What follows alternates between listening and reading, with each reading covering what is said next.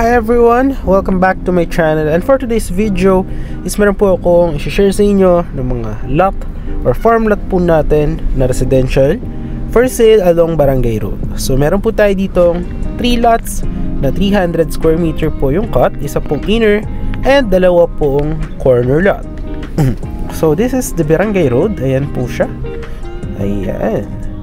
So actually malapit po ito sa Tagaytay, around mga 8 minutes going to Tagaytay. So ayan po yung location ng inner and yung dalawang corner lot. So this one is a pre-selling property po siya. So at the end of the video I will show you yung develop nung or sample development ng ating project. So ayan po yung Tagaytay Cockpit Arena. So very near, around 8 minutes lang po siya to Tagaytay boundary. And dito naman po sa kabila is yung ating Mendez Bayan.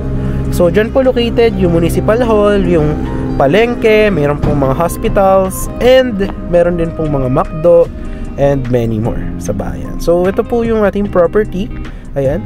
So kaka-open lang po ng project natin. So lalagyan po yan ng mga concrete roads, drainages, perimeter fences. There will be also lines for electricity and water. So kapag natapos po yung project development is any house design po siya, pwede nyo rin po siyang lagyan ng bakod, tanim-taniman. So kung kayo is plantito o plantita na naghahanap ng retirement place na malamig ang area, no? Actually, this is around 450 meters above sea level. Sa Tagaytay po is around 500 meters.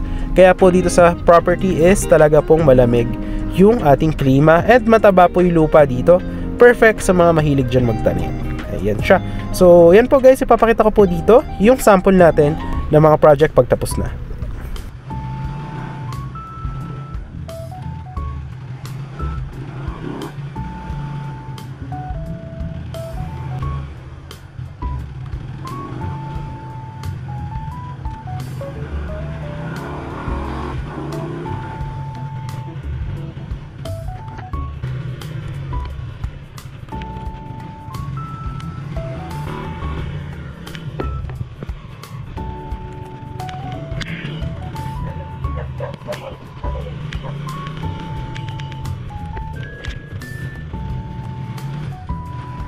Yes, ito yung isa sa inikutan natin na katabi lang nung project natin na bagong open. So ganito rin yung magiging itsura nung property after development. So yung sinasabi ko sa inyo, may mga concrete roads. Tapos yan, any house design, pwede rin na parang mini farm, ganyan. So depende po sa inyo. Tapos magkakaroon din yun ng mga lines sa kuryente, ganyan. Tapos yan, pwede rin ng mga malaking houses or what. So yan, mga ganyan. Pwede nyo rin bakudan, tapos lagyan ng mga halaman. So depende na po yan sa inyo. So yan, actually dito katabi niya lang din tong yung project namin na yun na bagong bukas. So dito is yung mga client na kumuha dati, yan, natapos na kasi yung development dito. So yan, dito na sila nakatira.